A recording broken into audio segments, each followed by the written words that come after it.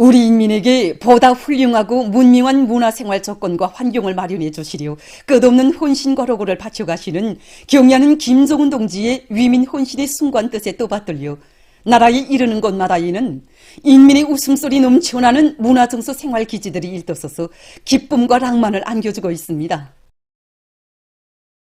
수도 평양의 풍치수류한 능라도에 세상에 내놓고 자랑할 만한 인민의 유원지 건설 구상을 펼치신 경야는 김종훈 동지께서는 인민의 문화휴식토로서의 면모를 손색 없이 갖추도록 건설 전 과정을 세심히 지도해 주셨습니다.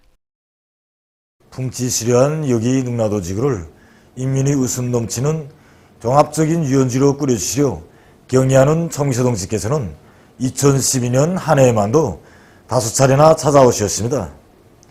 건설 중에도 찾으시고 만공을 앞둔 날에도 찾아오시어 경야는 청비서 동지께서는 인민을 위한 일에서는 자그마한 빈틈도 있어서는 안 된다는, 모든 것이 만점짜리로 되어야 한다는 인민에 대한 복무관점을 심어주셨습니다.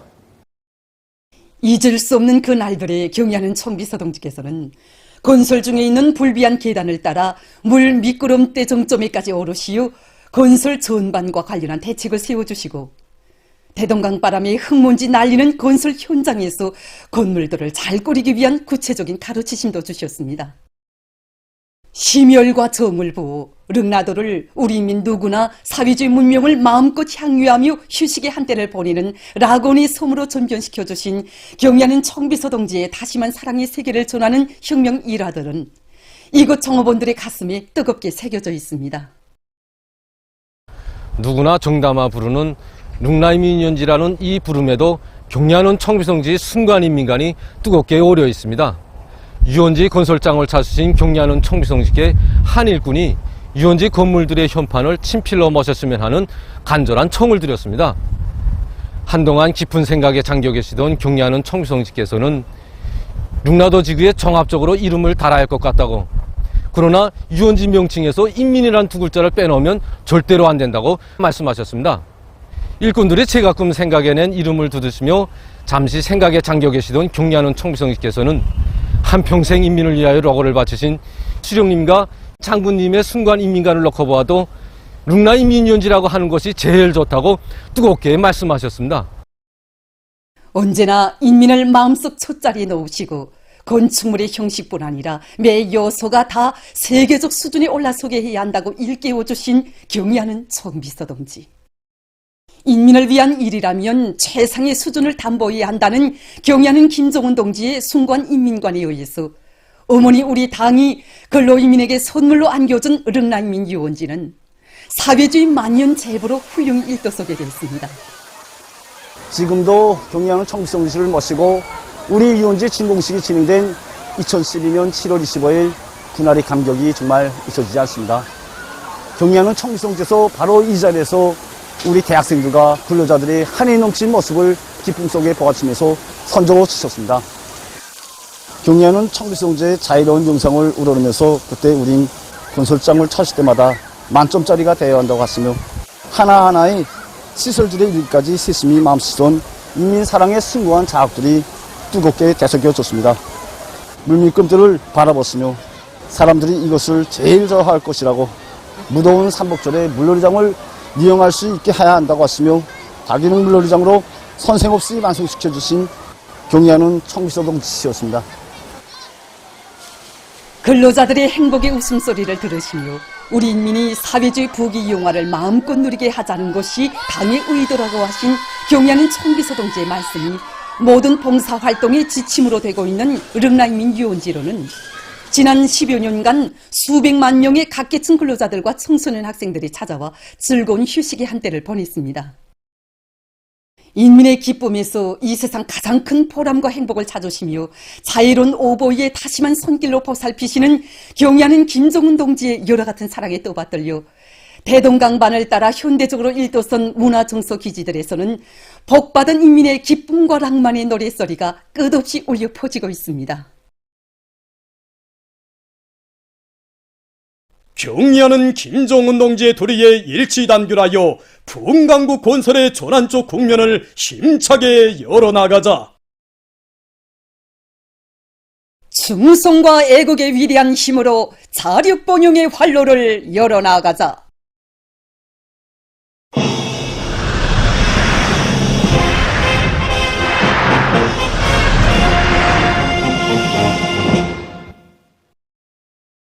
당의 사상과 위협을 충직하게 받들어온 전 세대들의 충성과 애국의 전통을 이어 온 나라 방방곡곡에서 사회주의 애국운동, 혁명적인 대중운동의 불길이 더욱 세차게 타오르는 속에 석도전 청년덜격대 관리국의 일꾼들과 덜격대원들도 전 세대 청년 덜격대원들처럼 중려대상 건설에서 힘있는 건설 부대로서의 위력을 높이 떨쳐갈 요리에 넘쳐 있습니다. 석도전 청년덜격대는 위대한 장군님께서 몸소 저지게 해주시고 군병칭도 지어주신 청년덜격대입니다. 1975년 1월 이 청년 사업을 맡아보고 있는 한일권을 부르신 위대한 장군님께서는 우리 청년들이 철도 전기와 공사와 대기념비적 창조물 건설들을 맡아 하겠다는 이런 보고를 들으시고 사로청에서 청년덜격대를 조직하여 이를 번때 있게 해제해야 한다고 하시면서 이번에 조직하는 청년덜격대는 이전과는 달리 한 대상 건설물이 끝나면 해산할 것이 아니라 계속 유지하면서 군대와 같이 종교화된 덜격대, 또 충분한 기술적 수단들을 갖추고 만년대기의 창조물들을 일도세우는 가장 유력한 덜격대로 되게 하여야 한다고 하셨습니다. 그러시면서 새로 조직되는 청년덜격대는 정전과는 달리 새로운 면모를 갖추게 되는 것만큼 그 이름도 특색 있게 지어야 한다고 하시면서 청년덜격대의 이름을 석도전 청년덜격대로 명명해 주셨습니다. 1975년 2월 16일 수도 평양의 김일성 광장에서는 석도전 청년덜격대의 충성의 골기 모임이 성대히 진행됐습니다. 활활 타오르는 횃불을 들고 먹청꽃 만세를 외치며 장엄하게 흐르는 석도전 청년덜격대원들의 모습을 바라보시며 위대한 장군님께서는 1950년대의 우리 청년들은 수령님께서 지펴주신 횃불을 들고 내외 원수들의 반혁명적 책동을 짚고시기 위한 투쟁에 앞장섰으며 그 신념의 계주봉을 이어받은 1970년대의 청년 전이들인 석도전 청년덜격대원들은 당이 지펴준 횃불을 죽혀들고 기적과 위헌의 탑을 높이 쌓아갈 것이라고 크나큰 믿음을 안겨주셨습니다.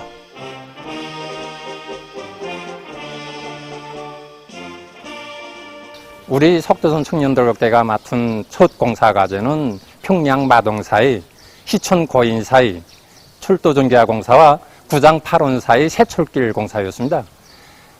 그때 우리 석도전 청년덜격대원들은 기존 관례에 따르면 6개월 이상 걸려야 한다던 12,000여 입방이나 되는 토량을 단 한 달 동안에 처리하면서 철길 노반을 닦아 나갔습니다. 사리온 육군에 중량 레루를 설치할 때도 50m나 되는 이 큰 레루에 침묵을 고정한 상태에서 통째로 옮겨놓는 이 대담하고 통기 큰 작전을 벌여 공사 속도를 3배나 앞당겼습니다. 결성된 지 5년 만에 12개 대상에 천수백 킬로미터에 달하는 철도 전기화 공사와 새 철길을 건설해서 나라의 소송 문제를 푸는데 크게 이바지한 덜격대원들은 인민대학습당과 국제친선전람관을 비롯한 대기념비적 건축물들을 일도세우고 북부 철길과 같은 어려운 공사들을 훌륭히 해제킴으로써 우리 당에 커다란 기쁨을 드렸습니다. 들끓는 건설장을 찾으신 그날에도 덜격대원들의 손을 일일이 잡아주시며 위대한 장군님께서는 석도전 청년덜격대원들은 모두가 당에 충실한 동무들이라고 높이 내세워주셨습니다. 오늘 조국당 방방곡곡에 훌륭히 일도선 수많은 대기념비적 창조물마다에는 청춘의 기백과 열정으로 감높은 위원을 새겨온 석도전 청년덜격대의 충성과 애국의 땀방울이 뜨겁게 스며 있습니다. 경의하는 청비서 동지께서는 서포지구 세거리 건설을 우리 청년들에게 통째로 맡겨주시면서 무슨 일을 하나 해도 시대를 대표하고 역사에 남는 이윤을 창조하는 청년들이 기기와 투쟁 정신이 전 세대 청년들뿐만 아니라 오늘이 우리 새세대 청년들에게도 그대로 살아 높뛰고 있다는 것을 사사복의 대의라고 확신한다고 뜨겁게 말씀하셨습니다. 당의 부름이라면 산도 옮기고 바다도 메우는 기적을 창조한 전 세대 청년들이 충성과 애국의 전통을 아로새겨온 석도전 청년대국대의 깃발을 대화 앞에 폴폴 신하며 우리 당이 응대한 대건설 구상을 실천으로 받드는 데서 앞장에 서겠습니다. 인민들에게 사철 신선한 과일을 풍족히 먹이 시려 마음쓰시며 크나큰 러거와 심혈을 기울여 오신 절세위인들의 숭고한 뜻에 떠받들려 대규모 과일 생산 기지로 훌륭히 전변된 고산 과수 종합농장의 과수밭들에 흐뭇한 작황이 펼쳐졌습니다. 지금 복숭아 추리 수확이 한창인데 보시다시피 장인대비의 작황 상태가 매우 좋습니다. 과일 농사도 과학농사입니다. 우리 작업반이 올해 봄철부터 시작해서 가지 자르기, 봄철 밑거름 시비, 약 뿌리기를 비롯해서 모든 육농 공정들을 과학기술이 여기대로 진행해서 작년도에 비해서 올해 복숭아 수확을 1.2배 더 준수할 것으로 보고 있습니다. 우리 당의 운종을 담아 싣고 달려온 과일 수송대가 원산시에 도착했습니다. 올 과일들은 원산시의 육아원, 애육원과 초등학원, 중등학원, 양로원, 타가소와 유치원 등에 공급됐습니다. 지금 문명하고 종소적인 생활 환경을 조성하기 위한 노력이 보다 적극화되고 있는 속에 평양시 안의 여러 단위에서 다양한 형식의 록화 방법을 받아들여 일터와 생활 환경을 보다 문화적으로 꾸려나가기 위한 사업이 계획적으로 진행되고 있습니다. 최근 여러 단위 록화 사업에서 특징적인 것은 원림 경관 요소들의 조형 예술성과 관상적 효과를 더욱 살리면서도 생태 환경 개선에 유리한 수종들로 경관을 조성하고 있는 것입니다.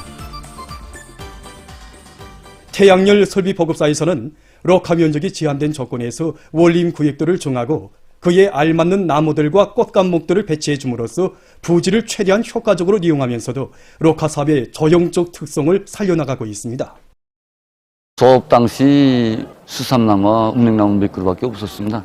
그럼 우리 일꾼들과 종업원들은 용도업적 단위 면모를 갖추기 위해서 기업소를 원림화, 수림화하기 위한 사업에 나섰습니다. 그래서 자체로 연구도 하고 전문 단위들과 도움도 받으면서 원림 조성 계획도 세우고 설계도 해가지고 사업을 진행했습니다. 건물과 도로 연선을 비롯해서 사람들이 잘 보이는 곳에는 하초구역을 조성하고 생산 건물 주변에는 과일나무들을 심어가지고 과일나무 구역을 조성했습니다. 관리 사업에서 그 물보장, 관수 체계가 이거 중요한 문제입니다. 그래서 우리는 비물 수집 탱크를 만들어가지고 그래서 물 원천을 그곳으로 해가지고 방울식 관수와 이거 분수식 관수를 도입해가지고 나무와 꽃가목들의 물을 충분히 보장해서 지금 관리하고 있습니다. 최근에 실내 록화 방법들도 이채로워지고 있는데 제한된 공간을 효과적으로 이용하면서 자연 환경과 실내 공간을 조화롭게 결합시켜주는 다양한 실내 장식 효과들이 도입되고 있습니다. 여러 가지 종류의 두림 식물들을 이용한 벽체 장식에 인공 폭포와 같은 자연적인 요소들을 유기적으로 결합시킨 평양 교회국장 식당의 실내 록화 경험도 주목을 끌고 있습니다. 우리가 이거 실내 록화를 시작한 지는 3년 됐습니다. 제일 먼저 택한 거가 점란인데 점란에 전점이 많습니다. 두림식으로 되니까 벽면 장식을 우선 다 해주고 공기 정화에 좋고 이 점란 한 그루가 개 방을 이제 다 정화시킨다고 합니다. 번식 속도가 또 빠릅니다. 공중으로 다 올라갔는데 이 작은 공간에다 우리가 많은 화분을 이용하고 우리가 3년 동안에 이제 몇천 그루의 점란을 지금 번식시켰습니다. 여기다 관리하면서 보면 이제 채양 조건이 기본입니다. 보다시피 유리로 지금 천정 지붕을 막았으니까 이제 채광은 상당히 좋습니다. 근데 너무 셀 때는 이제 우리가 막으로 한 번씩 막아주고 밑에서 이제 자라는 식물들에 한해서는 내두로 이제 그 빛을 보장해 줍니다. 관상식물들에 대한 수요가 높아가는 데 맞게 포도나무와 사과나무를 비롯해서 열매 관상식물들의 재배와 보급에 힘을 놓고 있는 중앙식물원 관상식물 상점의 봉사자들입니다. 우리 식물원에서는 사과나무, 포도나무, 복숭아나무를 비롯해서 관상적 가치로뿐 아니라 열매까지 달리는 것으로 해서 보다 큰 실익을 얻을 수 있는 열매 관상 식물 재배에 힘을 놓고 있습니다. 일반적으로 사람들은 과일나무라 하게 되면은 야에서만 재배할 수 있는 거로 생각하고 있는데 우리는 이번에 화분에서도 과일나무를 얼마든지 키울 수 있게 연구사업을 진행하였습니다. 이 사과나무만 놓고 봐도 화분에서 3년 자랐는데 이렇게 열매가 달렸습니다. 다음에는 더 많이 달리게 됩니다. 지금 현재 우리가 가꾸는 열매 관상 식물들의 가지수는 사실정에 불과하지만 앞으로 그 가지수를 더 누려서 인민들의 문화정치 생활에 이바지하려고 합니다.